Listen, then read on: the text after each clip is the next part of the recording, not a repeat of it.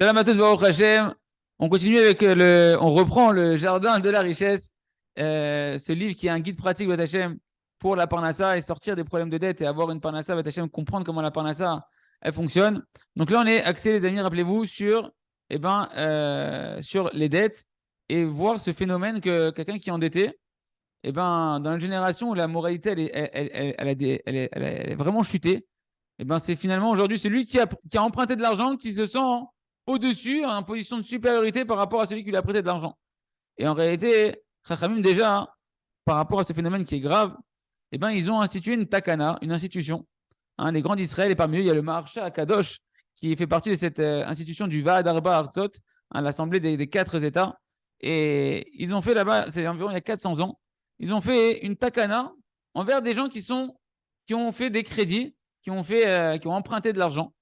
Première chose, ils ont dit voilà, un homme qui doit de l'argent et qui ne paye pas. Rappelez-vous que ce chapitre, il est pour ouvrir les yeux sur ce phénomène-là, déjà, de prendre en considération que c'est grave et qu'il ne faut pas rentrer là-dedans. Donc, quelqu'un maintenant qui doit de l'argent et qui ne rend pas cet argent-là, c'est-à-dire quoi? Que les juges y voient, les juges rabbiniques y voient, qu'il n'est pas en train de travailler jour et nuit pour rembourser l'argent qu'il a emprunté. Et qu'en plus de ça, il se trouve maintenant qu'il a des raisons. Il sort des arguments. Ken. Alors, qu'est-ce qu'ils font? Première chose, ils ont dit on le renvoie de la synagogue. Carrément. Interdit d'entrer au Beth Knesset. Pour que tu comprennes que c'est complètement immoral ce que tu es en train de faire jusqu'à ce que tu commences à rembourser ta dette et que tu payes ce que tu dois. C'est si on voit qu'il ne fait rien. Deuxième niveau d'au-dessus, si ça ne sert toujours pas, tu n'as toujours pas compris la leçon, ta femme aussi, elle a pu rentrer dans la Ezrat Nashim, dans l'endroit des femmes du Beth Knesset, jusqu'à ce que tu payes ta dette. Et si il ne comprend toujours pas, Chad et Shalom, alors on renvoie même ses enfants du Talmud Torah. Il faut comprendre, les amis, qu'en réalité, dans notre génération, on est tellement tombé à un niveau d'immoralité qui est énorme.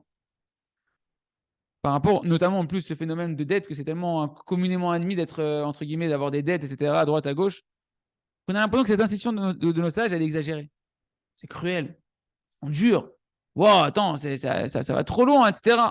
Mais en réalité, Chachamim, ils connaissaient, nos Chachamim connaissaient exactement c'est quoi le mauvais penchant de l'homme.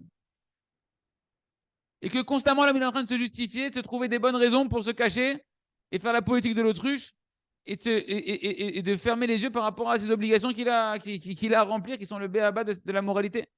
Donc, ils ont fait cette takana-là pour secouer l'homme et l'obliger malgré lui, à s'empresser de faire tous les efforts pour rembourser sa dette. Et donc, en réalité, ils sont arrivés jusqu'à ce qu'au final, ils ont même mis sa femme à un moment donné qui rentre dans la takana pour que sa femme, elle lui mette une pression. Attends, même moi, je ne peux plus rentrer peut-être Knesset, bouge-toi, va maintenant rembourser ta dette et le ramener dans la droiture d'esprit. Et ça, ce phénomène, en réalité, que le prêteur, donc le propriétaire de l'argent, il se retrouve en position d'infériorité. C'est quelque chose qui est spécifique à notre génération parce que durant toute la Torah, dans la Gemara, dans le Shulchan Aruch, dans le chapitre du Choshen Mishpat du Shulchan Aruch, là-bas, on voit qu'au contraire, la Torah, elle définit qu'un emprunteur, c'est lui l'esclave du prêteur, avec toutes les rigueurs halachiques qui vont avec. Et que, à quel d'écart, que lorsque tu empruntes de l'argent, si jamais tu n'as pas de quoi emprunter, tes biens, ils sont assujettis. Tes biens matériels, ils sont assujettis, entre guillemets, à celui qui t'a prêté de l'argent. Parce que si tu ne peux pas rembourser, il a un droit de prix sur tes biens pour rembourser ce que tu lui dois. Et ton corps aussi, ça veut dire que si après, tu n'as pas de biens, tu deviens esclave. Kipchuto. Pour payer l'argent que tu as prêté. Et donc, ce qui sort en fait des paroles de nos Chachamim, Ken, c'est cette fameuse phrase qu'on appelle Eved Lové les Ishmalvé. L'emprunteur devient un esclave de celui à qui il a emprunté. Et malheureusement, dans la génération, cette vérité de la Torah, elle est complètement oubliée, c'est l'inverse. C'est-à-dire que c'est le prêteur qui se retrouve en réalité esclave de celui à qui il a prêté de l'argent. Il doit courir derrière lui et lui faire trouver les mots, etc., pour le convaincre de lui rendre son argent. Les amis, ce petit cours est juste pour nous ouvrir les yeux de quelle est la position de la Torah par rapport au niveau des prêts, et que véritablement, quelqu'un qui doit de l'argent, il doit faire tous les efforts, que ce soit dans sa volonté, sa prière, et bien dans ses efforts concrets, pour rembourser cet argent-là et ne pas laisser le prêteur en train d'être dans une position d'infériorité.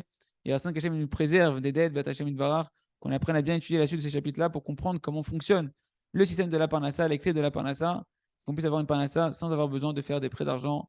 Razak, Benitrazek.